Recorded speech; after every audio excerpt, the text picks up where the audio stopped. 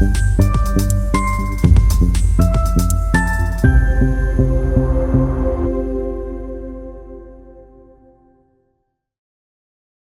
वंदे भारत की टीम ने प्रदेश के पब्लिक हेल्थ मंत्री श्री रणवीर गंगवा जी से देश व प्रदेश की राजनीति और समस्या पर चर्चा की। करनाल से ब्यूरो चीफ मुकेश राणा की रिपोर्ट।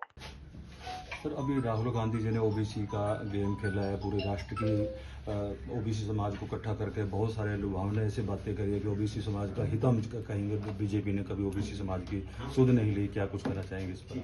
मुझे राहुल गांधी जी के मुंह से ओबीसी का नाम सुन करके हंसी आती है। जिन लोगों ने हमेशा एक बात कह करके कि कांग्रेस का हाथ गरीब के साथ, केवल और केवल उनके वोट हथियाने का काम किया, और जब उनकी सरकार लंबे समय तक इस देश के अंदर, प्रदेश के अंदर रही, तब उनको कभी भी ओबीसी की याद नहीं आई।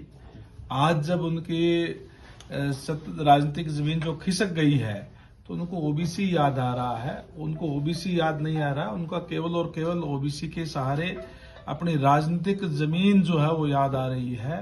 किस तरीके की जुल्म और ज्यादतियां वंचितों के साथ, पिछड़ों के साथ, दलितों के साथ उनके राज में हुई, वो आज भी लोग भूले नहीं हैं। अच्छी तरीके से याद है कि किस तरीके से हरियाणा प्रदेश के अंदर 10 साल तक भूपेंद्र सिंह हुड्डा का राज था, लोगों को गांव से भी पलायन तक करना पड़ गया था। वो चीजें सारी याद है। और किस तरीके से जो बैकवर्ड के जो लोग हैं, चाहे नौकरियों की बात हो, सरेआम नौकरियां जो बेचने का काम करते थे, सरेआम एक बात कह करके कि योग्य उम्मीदवार ना मिलने के कारण ये पद रिक्त छोड़े जाते हैं, बैकलॉग छोड़ दिया जाता था ओबीसी का। आज उसी ओबीसी की याद कांग्रेस पार्टी को आ रही है। तो ओबीसी का हित अगर कहीं हुआ है, ओबीसी को अगर अपना हक मिलने लगा है, तो भारतीय जनता पार्टी की सरकार के अंदर मिलने लगा है, जहां आज प्रदेश का, देश का नेतृत्व ओबीसी वर्ग के लोग कर रहे हैं, बहुत बेहतर तरीके से कर रहे हैं। तो आज इसलिए ओबीसी की याद राहुल गांधी जी को जो है वो आने लगी है। किसानों की अभी डीएपी की खार की समस्या कुछ आ रही है कि वितरण सही तरीके से नहीं हो रहा है, कुछ स्टोर किया जा रहा है, तो उसके बारे में क्या कदम उठाए जा रहे हैं? कहीं कोई स्टोर नहीं किया जा रहा, और इस तरीके का अगर कोई भी करता है तो हमारे डिपार्टमेंट के अधिकारी जो है उनके खिलाफ एक्शन लेते हैं। कमी कहीं भी कोई नहीं है। किसी के मतलब इस तरीके की बयानबाजी विपक्ष के लोग और करके जो है लोगों के अंदर एक भय पैदा करने का काम करते हैं, एक इस तरीके का दिखाने का काम करते हैं कि उपलब्ध है नहीं। तमाम प्रबंध सरकार की तरफ से किए जा रहे हैं, व्यवस्था की हुई है, किसी को कोई परेशानी जो है नहीं आएगी। विपक्ष ने बिजली के बिलों की भी बढ़ोतरी का भी मुद्दा उठा रहे हैं, बिजली के बिल बढ़ा। आप विपक्ष के लोगों से ये पूछने का काम करें, जब उनकी सरकार थी तो रेट क्या था, आज क्या है।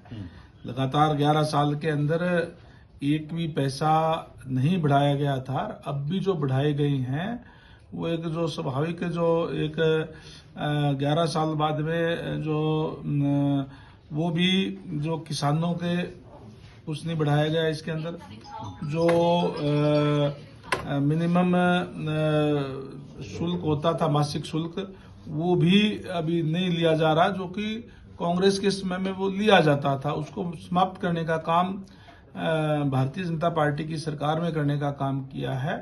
केवल और केवल जो बड़े कंज्यूमर है उनका जो है थोड़ा बहुत बढ़ाया गया है, वो भी समय के हिसाब से।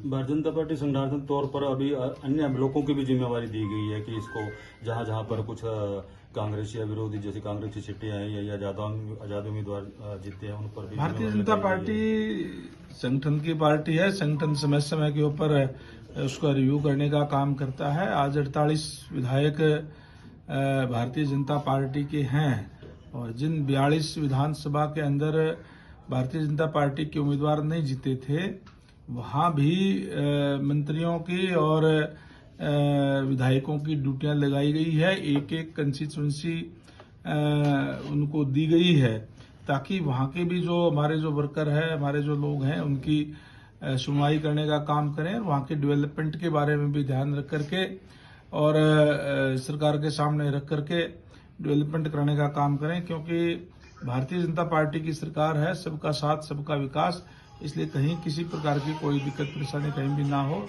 इसलिए व्यवस्था की गई है। Thank you sir.